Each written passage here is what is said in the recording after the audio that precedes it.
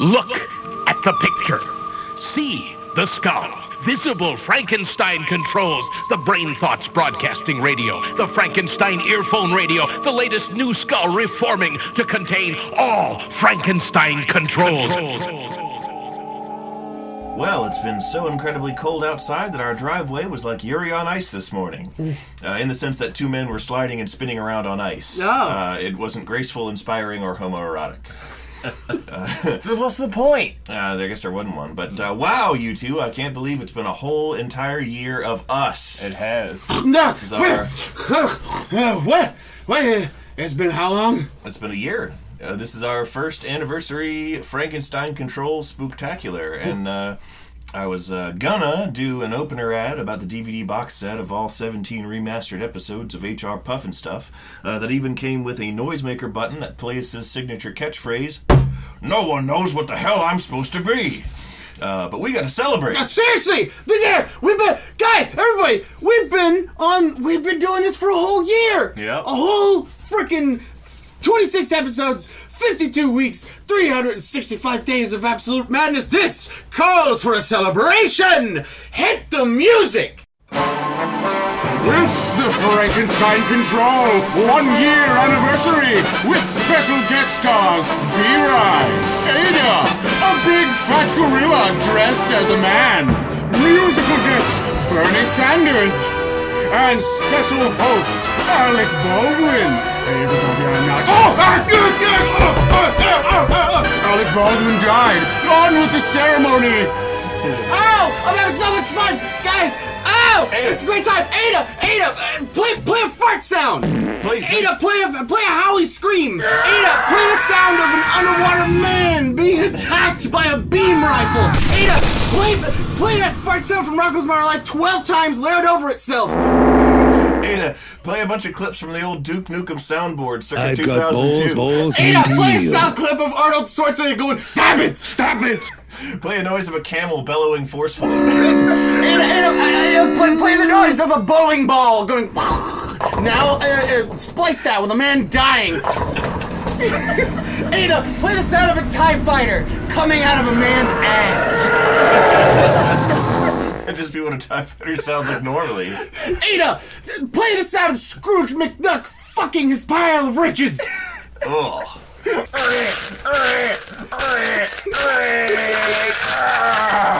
Lonnie! My corkscrew penis.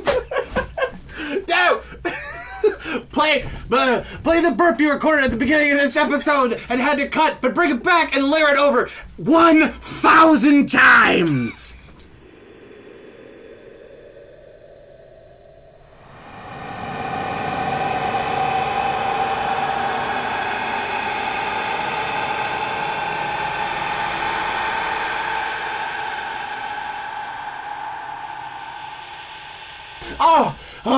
Oh, guys, it's celebration time. Yep, celebration time. We did it. I wore myself out.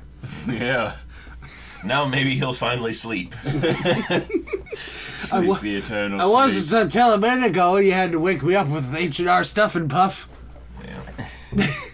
Now I'm all tired from being a great podcast host. Speaking of being Justin McElroy,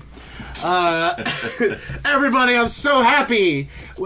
We've been at it a year, and, people who've been listening this whole time, thank you so much for doing so. I couldn't be happier. We're having a great time doing this show, and I hope we keep doing it.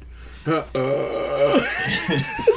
a lot of those. Yeah, and bringing you more great content like that. And 670,000 more B-Rye throat clearings and coughs. I'm so thirsty. I ate so many fucking spicy Takis clone Doritos in the car on my way here. I don't know why I make these terrible decisions. Poor impulse control. That's a good point. You look like the kind of person who would make those decisions. You're not wrong. Do you eat like a disgusting baby with money? Yes, I am one. Yep. Except the money part. You have enough money. You have more money than a baby. Mm. Oh, that's true. Babies start out in debt because of the astronomical cost of, childbirth at the hospital. It's like $60,000 or something. I would know. Last time I gave birth to a kid, it fucking bankrupted me. You gotta stop having all those kids. I got. Speaking of having kids, this show is our baby, and I think there's special memories of when you have a baby. Before we get to that, But okay, I got a special memory of beer fucking cock blocking me. we'll get to that. I actually did have a little opener I wanted to do. Okay, fine. This better be a special Frankenstein control opener to commemorate the 1 year of our immaculate conception. It is. The opener I did put together. It's a bit different from what we've done in the past, but in the spirit of starting the year off on the right foot, what with the daily bombardment of terrible news and ugliness, the stuff good old Johnny Fox referred to as the madness and the sadness, which has practically become our zeitgeist over the last year and a half. In doing this, I also wanted to give just a little bit back this once, in the name of positivity, on account of my own endless bombardment of extremely dark jokes and detailed facts about atrocities and murderers that seem to be all incapable of producing. I wanted to talk about an organization I often think about and try to remember the existence of as a way to make myself feel better after I've been upset about something really awful that I saw or heard happen, as is daily now, pretty much. Yeah. Is living. Yeah. This organization is called the Gentle Barn. It is a real organization. I'm not making this up. Okay. With that in mind, I actually do want to pop a disclaimer on here because this is the first time I've ever actually talked about an existing organization without, like, sarcasm or jokes. Yeah. We are not affiliated with them in any way. They're unaware of our existence. They did not ask me to do this. We are receiving no money from them, nor would I take it because I want them to use it for their things that they do. And in this day and age of people being damned by association when someone gets, shithoused for being problematic. Yeah. Please do not bother them if you hate us for some reason, because they don't know about this. But they are the Gentle Barn. They're a nonprofit organization dedicated to spreading kindness and giving a loving home to animals they rehabilitate from abuse. No. They started in California, but I think they now have other locations as well. I think maybe Tennessee. That sounds right, I think. Anyhow, you can find all this online if you look them up.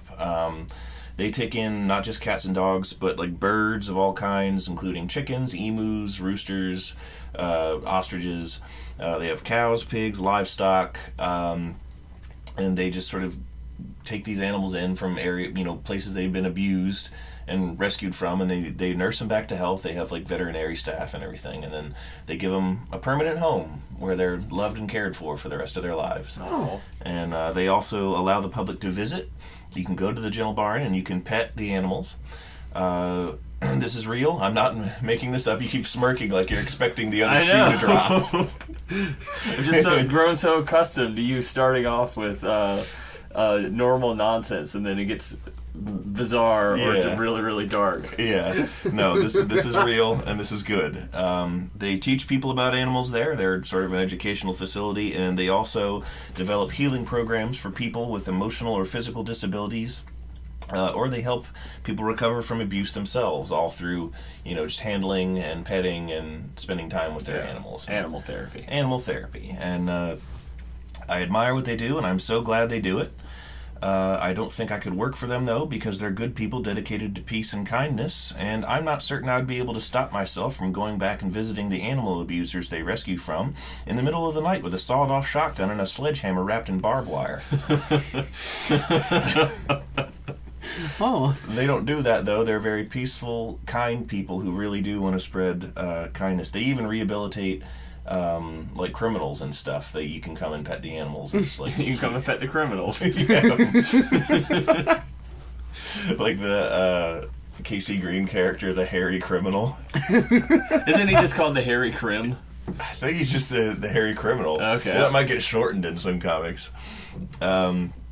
Anyhow, the Gentle Barn, they subsist almost entirely off of donations, and I think you can actually even choose and sponsor specific animals. You can do that on their website, and I would encourage anyone so inclined to check them out.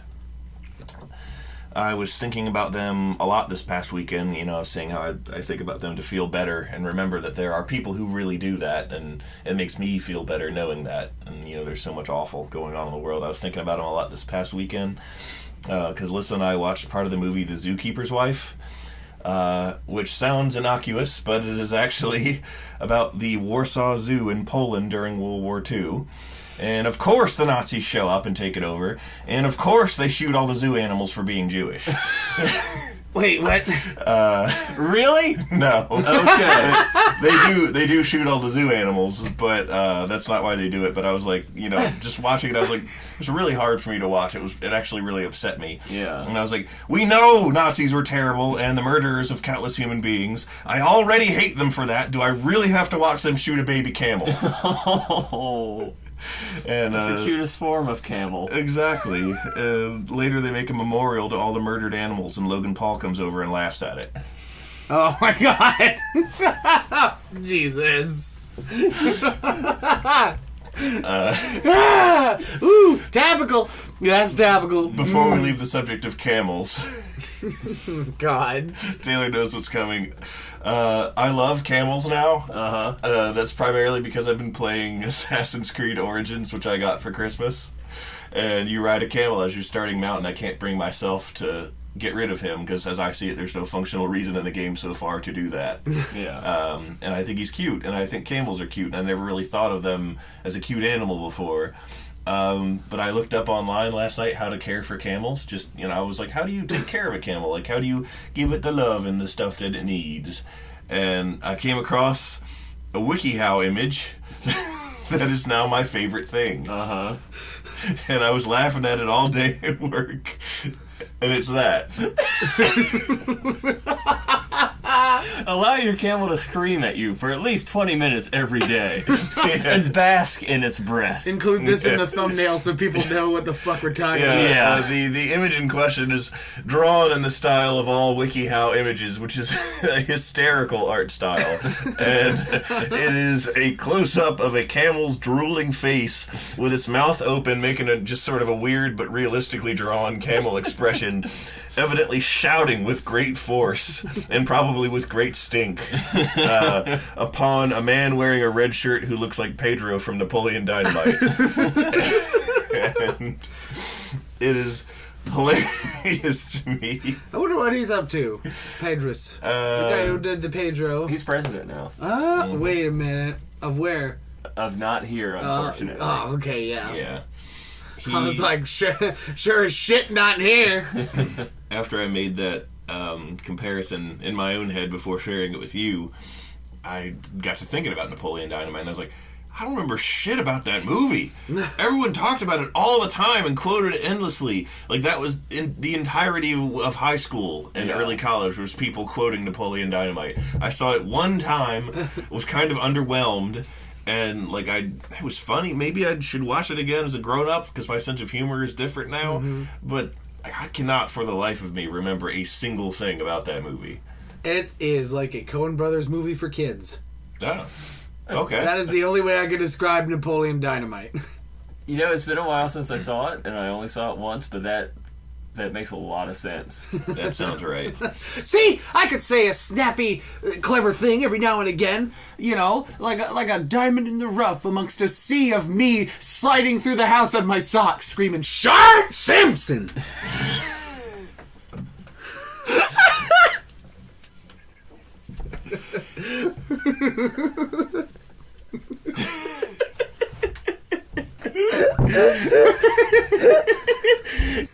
I like the idea of socks skating. I'm going to put a pin in your mention of the words diamond in the rough, because that reminds me of something else we're going to bring up later. After we... Now we can go back and talk about you were saying about their show being like our baby and... Oh yeah, a show is like a baby. It shits everywhere and you have to deal with it. But also... And its life begins at conception. Vote yes on Prop 18. Sponsored by the Catholic Church. And even thinking about a condom is a sin. That's a sin you go straight to hell for. Yep. You go to hell before you die. But much also like a baby, lots of memories are created. Both, because of your experiences with a baby, but also because, a baby fucking, its mind turns on and it makes memories. Mm-hmm. Just like every human, Douglas. But, much like that, this show has created a lot of memories, and I was thinking, hey, maybe for just a little bit we could jack each other off and fucking talk about our, some of our favorite jokes or moments or whatever from the show that we've had. And I'll start! Please do.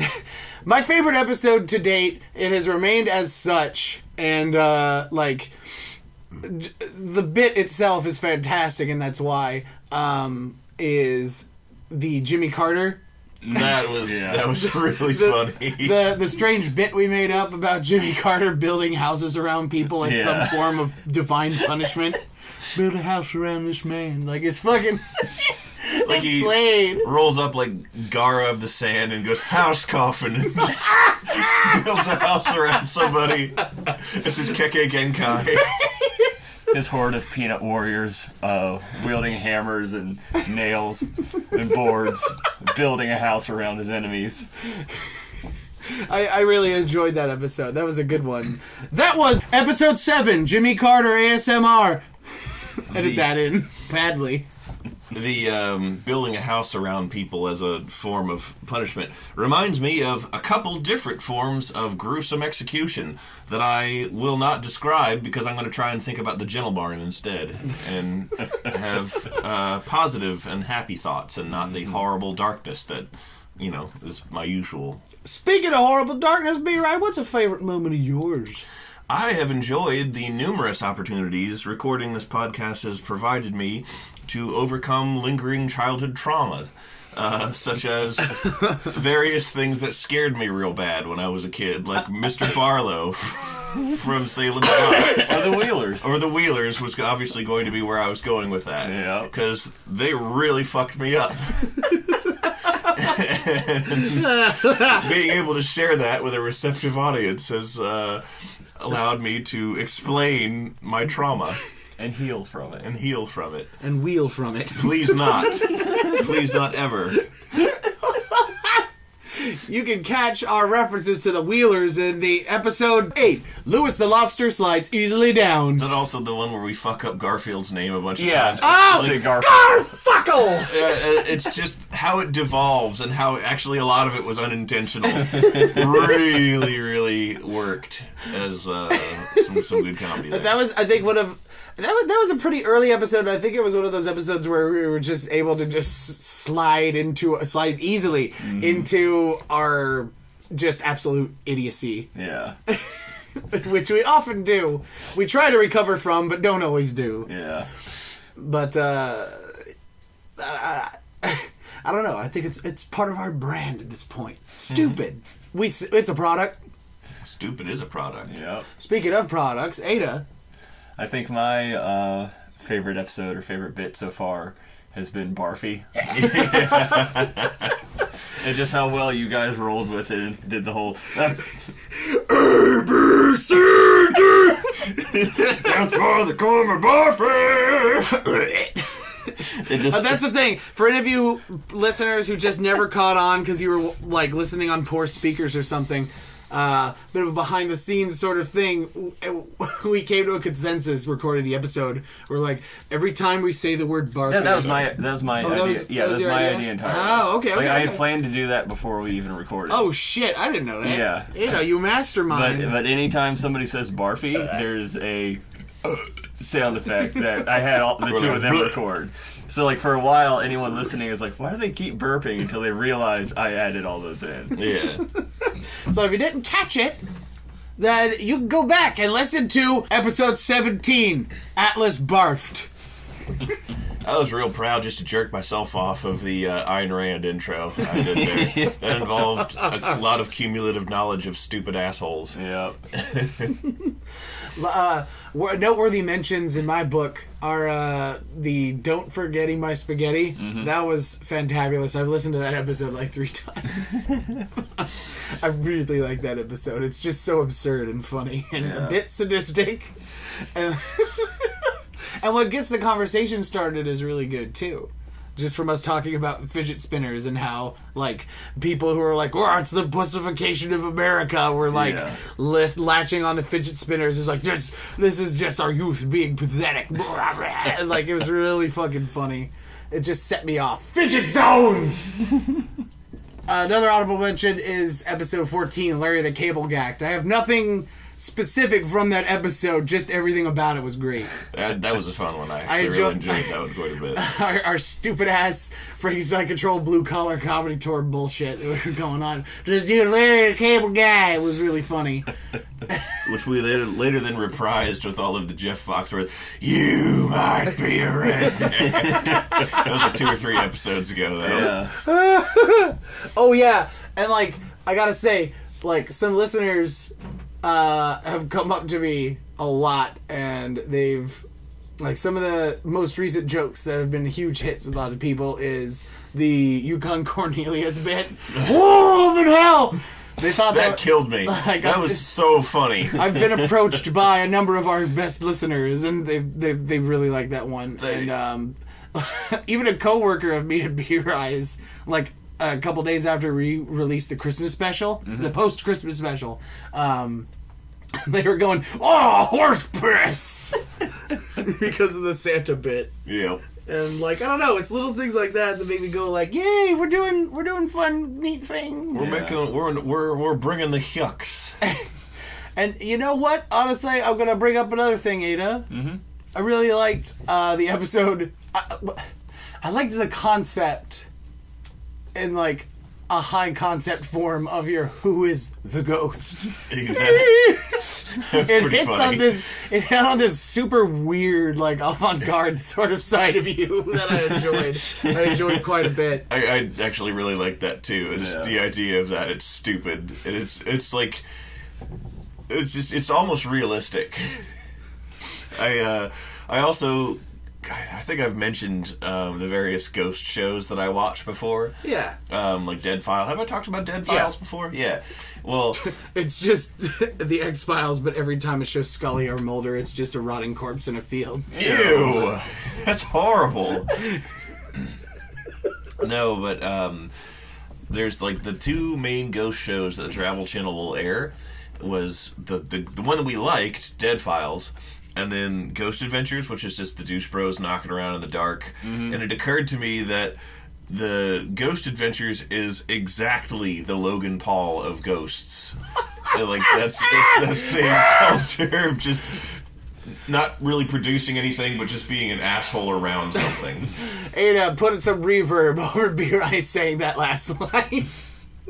The Logan Paul of ghosts. Furthermore, I want to state... Who is Logan Paul? Do you know... Okay, so... Is it Logan Paul or Paul Logan? I don't know if it's Logan Paul or Paul Logan. I think it's... I remember it's... I think it's Logan Paul, and I'm just in Japanese mode because I've been watching too much Japanese shit, and they say their names in reverse. Well, he fucked up in Japan, so it's... Oh, shit, that's right! Paul Logan! Logan Paul was a dude who I did not even know about this time last week. Evidently, he's really popular. Oh, that guy. Yeah, the obnoxious vlogger that went into the Japanese suicide forest and...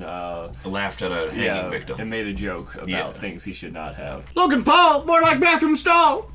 There's something I was going to say about him. Oh, like, I was like, I got to find out more about who he is now.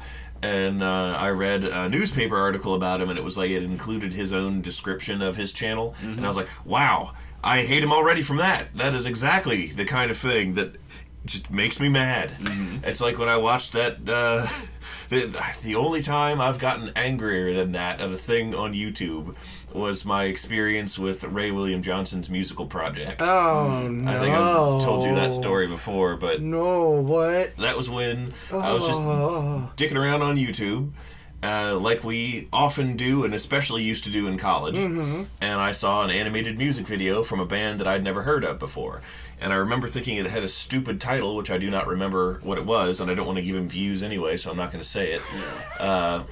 But I was like, this title sounds stupid, but, you know, I'm at the point where I'm out of things to watch, and now I'm just clicking in the links videos. And the days before autoplay. Plenty of us have, like, all three of us have found funny shit that way that we then shared with each other. That's true. And so I was like, you know, a lot of times a video that has a really stupid video title turns out to be hilarious, so I won't judge it by that, and I'll watch it anyway. And it was a music video for this band that I'd never heard of before. And when it was finished, I was like, wow, I hated that. I really hated that. Like, that was so bad, I'm angry. I'm angry about how bad that was. Now I gotta find out who this band is, because I demand an explanation for why this was so terrible. And I Googled them, and the very first result was his Wikipedia page. No! And I was like, it's the side project of YouTube sensation Ray William Johnson. And I was like, there we go. Okay, that explains a lot. More like Ray Williams Johnson. This band, I'm not going to go look it up. I appreciate my mental image of it better, is that they could only sound like Limp Bizkit. I don't remember, but it's not terribly wrong.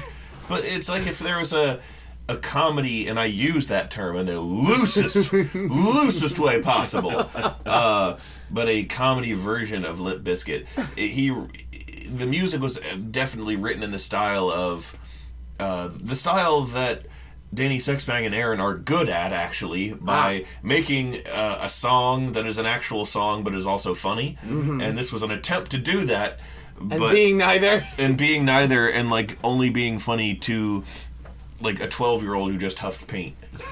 And... So young Charlie Day. Yeah.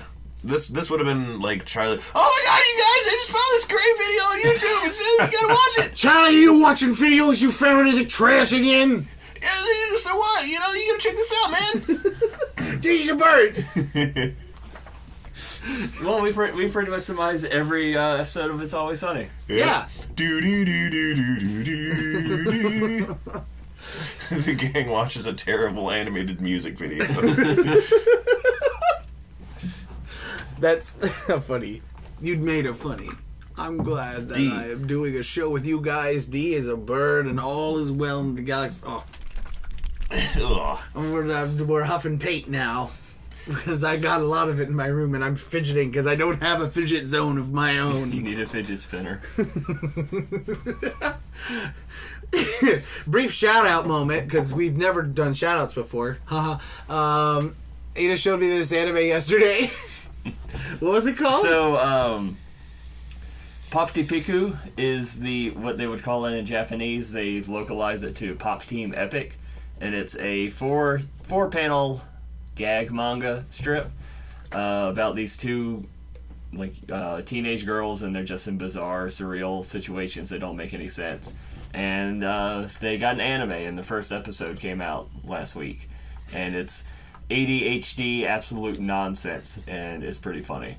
Yeah, like it's really hard to pull off also random shit and not just come off as awful. Yeah. They did it correctly, and all of the humor, it is in Japanese, all of the humor transcended the language barrier. Yeah. It really did. Like, the best jokes in that episode were funny because it was just fucking funny. Yeah. Which is really, really hard to do.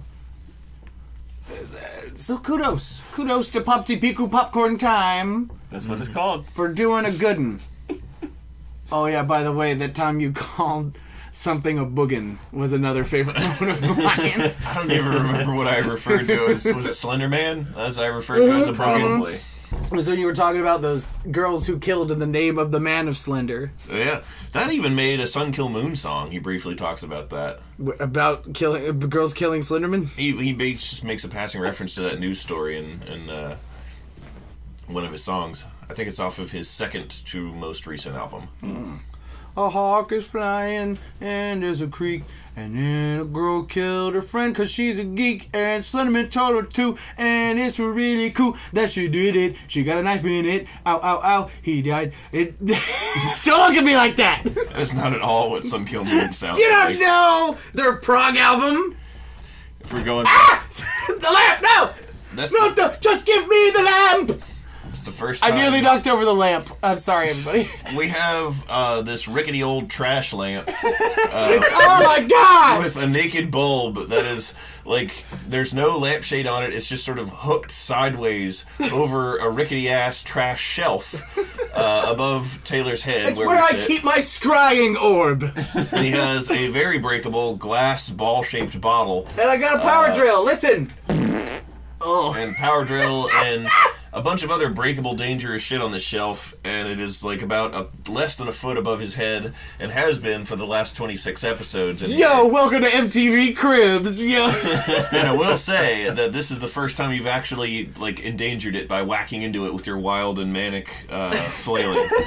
Which happens often. You boisterous Boy. You're a boisterous and developmentally disabled individual. That is all true statements, courtesy of the Hate Council. Mm-hmm. Speaking of the lamp and other Disney movies and references. Yes. So I did a bad boy thing, and I went out and I bought a video game that I shouldn't have, which was one of my favorite things to do when I'm feeling down is play Kingdom Hearts. Because I'm a fucking hopeless weeb. And, Gore, Sora, you're a real weed. what was the thing? yeah. Wait, hold on. Let me finish my intro. We'll get to it. Yeah. Believe me, we'll get to it. So, I play Kingdom Hearts, and it's a favorite series of mine, despite how horrible it is. I love it to death. And, I unironically love it while also acknowledging every single one of its glaring, horrid flaws.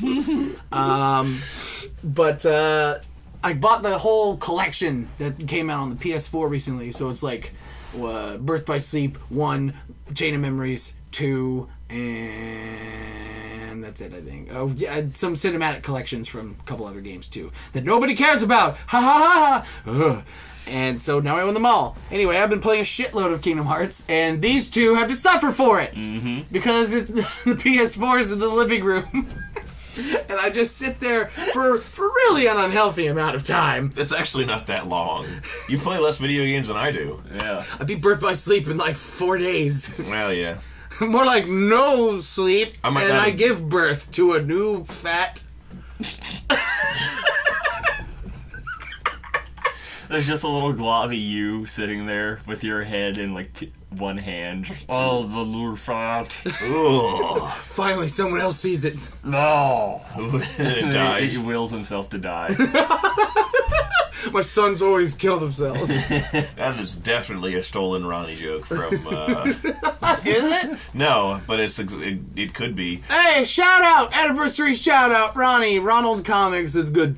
It's funny. What's it called? Womp Comics? Yeah. It's a great webcomic about a funny fat man who hates himself, and it's really hilarious. Because he does it in a good way instead of a sad way. See also Gun Show Comics in Horribleville. Mm-hmm. But what we were getting to about your whole Kingdom Hearts obsession is Goofy is a ridiculous character to exist in this game. Just the fact that he... It's like semi-serious. Like he's himself, and he's in this semi-serious anime Square land. Enix Final Fantasy world, and then it's just, oh, yuck! Yeah, it's just like, vile. It's like, my friend was taken by the darkness. Oh, yuck. Well, that sucks! And so what we started doing is just doing all these nonsense Goofy quotes. Taylor's just sitting in front of the TV with the game on and running. It's not paused or anything. Sitting there eating his dinner, which was, of course, ramen. Because I'm poor and all this and lazy. We decided that if you leave the game running long enough like that, Goofy will just say, "Put down the ramen, you noodle-sucking weeb." Got enough sriracha on that bite, you noodle-sucking weeb. And that is not like targeted at Taylor. That is just a generic response that they just tailored to like the the anticipated Audience. of the game, and it just happens to be accurate. And we thought that was hilarious. And so that kind of spawned a thing where, like, I'll be playing the game, and then mostly B-Rye will come in and have Goofy say something. Well, say something. Well, the things we had Goofy say have gotten darker and darker over the years, as I often, almost singularly do, and till the point where, like, Goofy has become some sort of bitter, shell-shocked veteran of an unspecified war. And, how do you think he became the head of the King's Guard? yeah, and Goofy sleeps. I'll sleep some shit, Sora. Oh. A lot of blood has been spilled for this position, Mickey. or like we came up with the idea of Sora being like, "Are we really gonna meet King Mickey? What is he like?" Well, I'll tell you what King Mickey's good for, Sora. Sending a whole generation of fine young men to die in the mud over false promises. Oh, yuck. I was flying around in the gummy ship just killing all the enemy spaceships, and then you just bust in with... He was flying to one of the gummy ship levels, and I said, "Gosh, Sora, the only sound you can hear in space is the silence where God was supposed to be."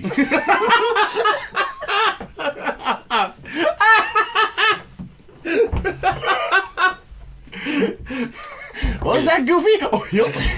Goyle! Yeah, you have to end, anytime you have Goofy say something really dark or horrible, you have to end it with, "Oh, yuck!" or "Gorsh!" Goyle! That's the sound he makes a lot in Kingdom Hearts 1 when he does like a special attack or something. He goes, "Goyle! Goyle!" And that's just how we phoneticized it, was Goyle. Yeah. I imagined it was spelled Goyle. Yeah. Goyle. And, like, he was doing it a lot. You were fighting some jar spider boss in Agrabah. And, as you do. Sorry, we can't let Aladdin on the gummy ship. He's on the no-fly list of the current administration. There's a travel ban from Agrabah on a... Oh, wait, like, that actually was a thing. Wait. They asked some... supporters of the current administration if they would support a travel ban, and they listed Agrabah on a list of countries that they should ban immigrants from or travelers from, and no one caught on to it. Yeah. No one called it out or noticed. They all just said yes. Agrabah sounds brown enough. Can't have it here. Yeah, exactly. MAGA! Yeah, so you were in Agrabah fighting that weird centipede made of a bunch of different jars with like legs coming out of them, and like Goofy did that Goyle noise like about 8 times in 30 seconds. Just, Goyle! Other battle noises. Yeah. Goyle! One of the funniest things I ever encountered playing that game was I was fighting Clayton in the Tarzan world in the first Kingdom Hearts, and Clayton is a big game hunter from Tarzan, and from the 1910s. That's the era that particular iteration of Tarzan takes place in. Clayton has a giant fucking shotgun, and it's a real gun in a Disney game, and that's what he fights you with, and he shoots you with it. That's right. He goes, and the first thing he does is plug you. Yeah, and I was just jumping around trying to avoid damage in the battle. I don't see either Donald or Goofy on the screen. I just hear the noises they make and see the report of the battle with their stats on the bottom of the HUD. And Donald, I guess, was really low on health, and he took another hit from Clayton's most basic attack, which is a gunshot. So I just heard a gunfire, and then that noise really loud. I had to pause the game because I was laughing at it. That was like in a similar vein. You were watching me play it was against the Goofy pot centipede that fights you in Agrabah. And I got hurt a bit, so I ran away, and I'm like, "Oh God, I gotta heal now!" And I heal, and Sora goes, "This should help," because that's what he says when he cures himself. Yeah. Besides, he alternates between that and heal. And he goes, "This should help." Oh! And it's just immediately killed right before the spell could take effect. Oh God. But my favorite and most dark of your bitter Goofy is just Max being like, Hey, Dad. Oh, God. Hey, This Dad, one, where's Mom? I gotta put a clarifier on this one. I stopped saying this one because I realized how horrible it was. Like, I was a little upset and angry with myself for even thinking of it because it was far too close to what people actually suffer from who have been sent to combat and come home with the very real and very upsetting disorder of post-traumatic stress disorder, which I realized I was making far too much light of, and I'm aware of how wrong what I said was. It's very wrong, but it's very funny. I guess I should say it. Yeah. But it's just... Yeah, like, take responsibility. Max, the character from Goof Troop, Goofy's son, never had a mom on that show. Nor did she appear or was mentioned in the Goofy movie. And so we surmised with artistic license that the Goofy in Kingdom Hearts is the very same Goofy that has the canon character of Max, his son. And we've already talked a whole bunch about him. One of them was like, yuck. That's it. You can't even finish it. It was like, your average combatant on either side of a war usually has more in common personally with each other, rather than either of them do with the leaders who sent them there to kill each other. I often thought about that exactly right as I smashed in the face of an enemy soldier with a trench shovel. Yuck. Oh, Goofy, no. We could have both just been at home.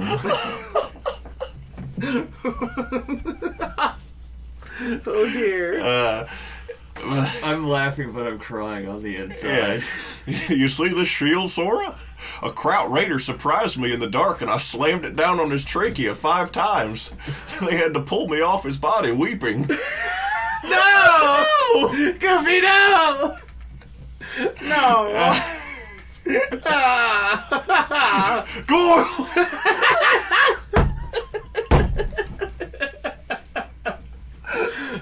Keep in mind, these are funny not because we're laughing at the horrible things described. We're laughing that it's fucking Goofy saying it. That this character from this beloved, child-friendly universe is saying these horrendous things. That's why. Yeah. I feel like we should stop. Yeah, I don't think I should say the Kingdom really Hearts bad brings one. out the worst in everybody. Just fucking deal with it. That one's kind of funny because, like, a lot of the ones that I made up sort of invoked images of World War I or II, which is far enough in the past that it has an element of fantasy despite being real history. Yeah. And the awful one is far too applicable to like people who could be suffering from that now. Yeah. Let's not do that one. Yeah. That's too far. That will remain in Frankenstein control mystery. I lost count of how many times I fired my rifle.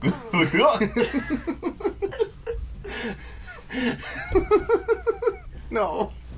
Goofert. Goof. Well, you know what? When your PTSD therapist at the Disneytown VA is called Horace Horsecollar. Oh, that was another one. It was like the Sora using one of the like Goofy's like whoop whoop whoop whoop. He's taking damage in battle, and Sora's like, Goofy! Like, tries to throw him a potion or whatever, like he can do. Sorry, Sora, I can only afford to go to the VA hospital. They don't follow through with campaign promises to take care of us after they bring us home. Goyle! Yuck! Gorsh, they'll spend a lot of money and resources to send us over there, but no one wants to take care of you when you're back and missing a leg. Oh my god. Goofy, you got a fake leg? Well... Gorsh slips and falls and does something normally goofy. Okay, hey, let's lighten the mood by, did we ever talk Think about... about the Gentle Bard, everyone. Think about the Gentle Bard for a sec, but also on the subject of Kingdom Hearts, did we ever tell the story about Goofy's death scene? No, we didn't. Yeah, that's good. There's a scene in Kingdom Hearts 2 that is sort of famous in our little group. In Kingdom Hearts 2, there's this scene where like some rocks get destroyed by a Heartless attack, and it flies off the wall and smacks Goofy in the head. And like instead of just being like, oh yeah, or something like that, he fucking goes down hard and like is on the ground and just not moving. And they're like, Goofy, Goofy. It plays it off like he's dead. Yeah, like legit plays it off like Goofert's dead, and like they're even like, ah, and, like they go nuts and like on some Heartless because of it. That's when the Battle of 1,000 Heartless happens, right? Mm-hmm. And anyway, and so I mean, Goofy's fine. Later, he shows back up. Spoiler alert. Yeah, spoiler Goofy alert. doesn't actually die. oh, yeah, what's with the tombstone that says my name? But yeah, Goofy doesn't die. But about that death scene, B-Rai had some choice words. Well, actually, it was Steven who came up with it originally. Of course it was. Oh, fucking course it was. I think there's a scene, like, in that scene where Sora's crouching over Goofy's ostensibly dead body, and, like, you know, it's really an emotional scene. Everyone's, you know, crying and I'm sad that Goofy is dead. sad that Goofy is dead. And Steven had the idea that, you know, Goofy feebly opens his eyes and goes, Sora, oh my God, Goofy. He's like, come closer. There's not much time. Gorsh. I see the light. Oh, before I go, Sora, I have to tell you, on the gummy ship, while you were asleep, I touched your penis. What? Goyle! Just dies. No, it was, what? Goofy, where was Donald when this happened? He made me do it! Goyle! Just dies. Dies for real. Like, his eyes go dark and everything. Oh, God. There's no life in him anymore. He immediately turns into a skeleton. Wow. Yeah, he doesn't turn into a Heartless or nothing. Sora can see his spirit drift out and then get pulled straight to hell. All the sins of the Great Keyblade War are coming back to haunt me, buddy. Goes, oh, this is for my role in the My Lai massacre. They look the same as the enemy. Oh my God. We couldn't stop ourselves. A man can only take being shelled in the jungle for so long. Oh God. Now I'm just imagining Xehanort in a big Kaiser Wilhelm helmet with a big old spike on top. I'm gonna derail us for a little bit. Yes, take us Please away do, from because it's horrible. Take us away from Kingdom Farts. So, longtime listeners of my, or watchers even of my animations probably know this, but the voice that is introducing and closing our show is the voice of Francis E. Deck. Yeah. Which is this Paranoid schizophrenic. a paranoid schizophrenic kook madman, conspiracy theorist. A self-proclaimed quack that basically wrote all these manifestos of absolute nonsense and sent them to radio stations and various things about how the government's trying to kill him and how there's a Frankenstein radio controls trying to take over everyone's mind and make everyone stupid and old, and it makes no sense. Into any number of contradictory devolutions in mental or physical capacity. Old people are dead or useless. In 1965, CIA gangster police beat me bloody, dragged me in chains from Kennedy, New York airport. Since then I hide in forced jobless poverty, isolated, alone in this low, deadly old house. The braids and deadly gangster puppet underlings spray me with poison nerve gas from automobile exhaust and even lawnmowers. Deadly assaults, even in my yard. With knives! Even bricks and stones, even deadly touch tape and electric shock flashlights, even around corners projections of deadly touch tarantula spiders. That was a almost completely unparaphrased, just censored a bit. Yeah. Yes. He does use certain words that are not He okay does to use some slurs. He's Just pretty remember, it's racist. the words of a crazy man. He's literally crazy. But I bring this up because I got a gift in a white elephant exchange. Turned out it was actually from my brother. It is a box of soap. Dr. Bronner's All-One brand soap. Oh, I've been calling it Broner when I see it in the bathroom. Oh, I got a real broner from this soap. You got Dr. Bronner's. Get Dr. Broner. But I'll describe the packaging. It's a dark blue, and every inch of it, except for the bottom, is covered in letters. Some of them say, some of the bigger ones are love unites all one above, or love shows clear the upward path. Apparently this is all the message that we must realize our transcendent unity across religions and ethnic divides or perish. We are all one or none. This was apparently Dr. Bronner's whole manifesto, and it's printed all over the box, and I will read you just a little bit of it in the voice that I read it in, which is Francis E. Dex. Thank God we don't descend down from perfect Adam and Eve to sinful sinner, brothers keeper, divided slave. Thank God, united, armed, love hard, working, trained, brave, from dust we ascend up. Our brothers' teaching of the moral ABC, Mason, Tent, and Sandal, Michael, Hillel taught Carpenter Jesus to unite all mankind free. With it, every human being created on God's spaceship Earth can evolve, united, inspired, raised, trained, skilled, disciplined, guided, lighting by it like a new birth. Without it, we destroy God's spaceship Earth. Spaceship Earth was is the Disney ride. Oh yeah, Goyle. A shark can only love its friend. A shark can only love its friend. I love you, friend. A shark. Oh.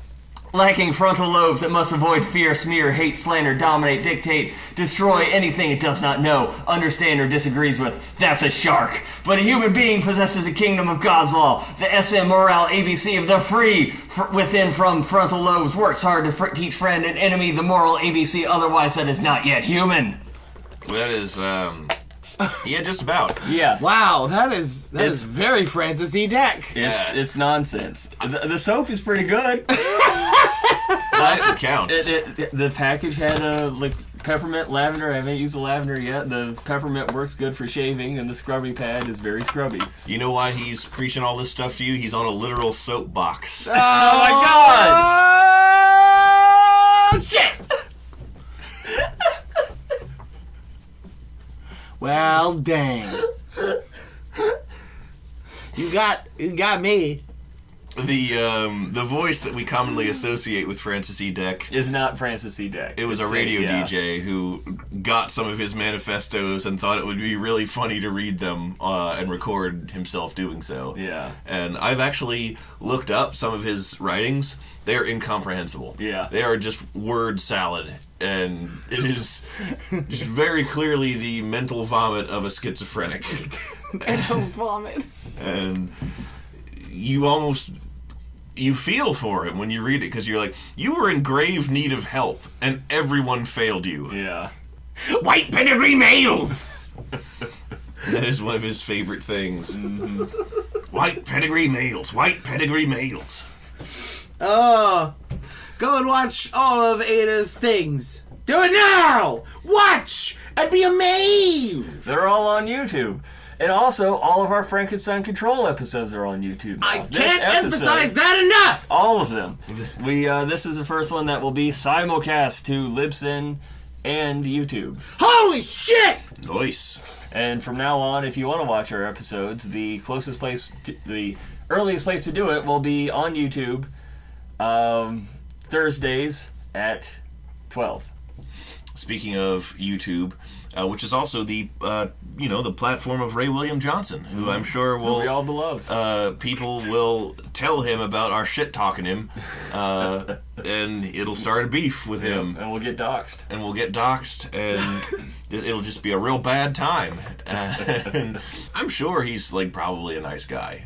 I mean, actually, I don't really know much about him. I can only barely remember what he looked like. Every time I try and think of Ray William Johnson, my mind immediately shoots to Philip DeFranco. Visual-wise, I can't remember what Ray William Johnson looks like. I remember that a friend of mine for one of my colleges that I went to before I transferred back to UMBC, before I transferred back to VCU, looked like him, and that was it. He shared no qualities with him, otherwise he wouldn't have been my friend. But he just had the misfortune to fall into the same mental category facially that my brain associates with Ray William Johnson. So when I try to remember what Ray William Johnson looks like, I just picture my old buddy from one of my sociology classes. And I feel sorry for that. I'm sorry, Raymond. That was his name. And if I probably saw them side by side, they wouldn't look all that similar. It's just my brain decided that they did. Yeah. was I going to say about YouTube? And oh no, I wanted to. There's a song by the Zombies that was released in 1968. I can't remember what the Zombies' big hit was. It wasn't this though.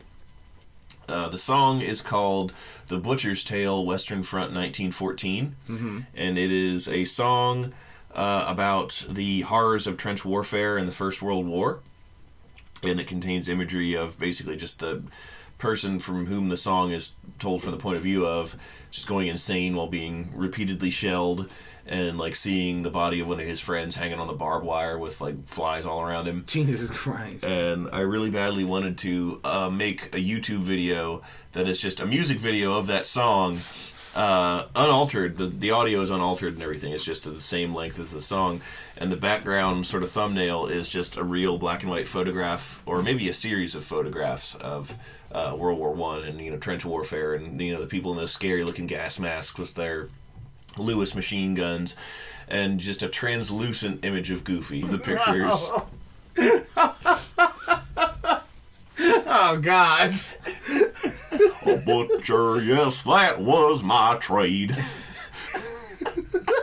What the king's shillings. Can't do it. I can't do it. Take me out to the ball game. Can we explain that? Yeah, let's do that. So there's a post that was going around Tumblr for a while of an Instagram nail painting video. So if it just plays and you look at it, then it's like this finger, and it's being like has a clear coat on it, and then it's blue, and then it puts some sparklies over it. But if you unmute it, the music that they chose to put to it is Goofy singing "Take Me Out to the Ball Game." Oh gosh, that killed us. My favorite thing about the post, though, is that before you if you're scrolling past it, the words are just like, unmute this. Try and guess what song is playing before you unmute this. You will not guess it. Yeah. And we did not. You will never guess it until it's too late. Way out to the ball game. Take me out to the crowd. Go! Buy me some peanuts and mustard gas. Oh no. I don't think that I'll ever get back. Cause it shoot. All the Germans. If we don't win, we're to blame. What are we doing? What are any of us doing? This has been a great way to ring in the new year. Oh, Happy New Year, everybody! Happy New Year, everybody. Try to think of the gentle barn and the loving animals that they care for there. Don't think of me. Don't think of Goofy enduring the horrors of trench warfare or any other kind of warfare. Or being... I woke up and my best friend's feet were eaten by a rat as big as a dog.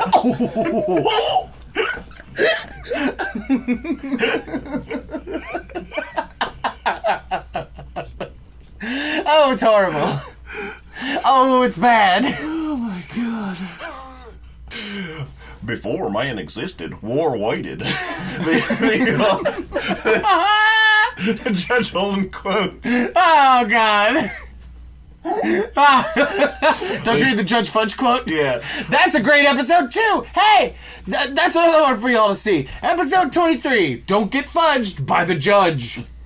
I think that one, our last 3 or 4 or 5 have been solidly pretty good. Yeah, We've been knocking out of the park every single time. Too bad it was a national park. So, I don't know. Are rangers going to fight global warming at us? I guess so. I hope they do. That'd be nice. Take away my emissions, Smokey the Bear. And he's like, only you can...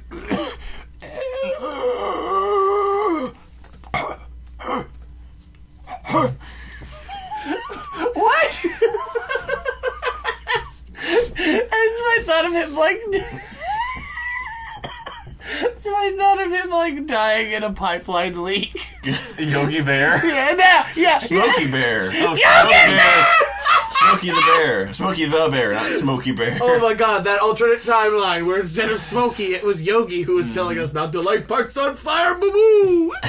Even though it's fun to do, you don't want to light any parks on fire. Hey, boo-boo! I can only experience sexual gratification when looking at an open flame.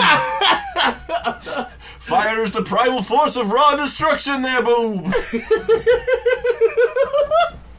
Yogi Bear, what are you doing over there? I'm getting off! As he's like lighting a trash can on fire.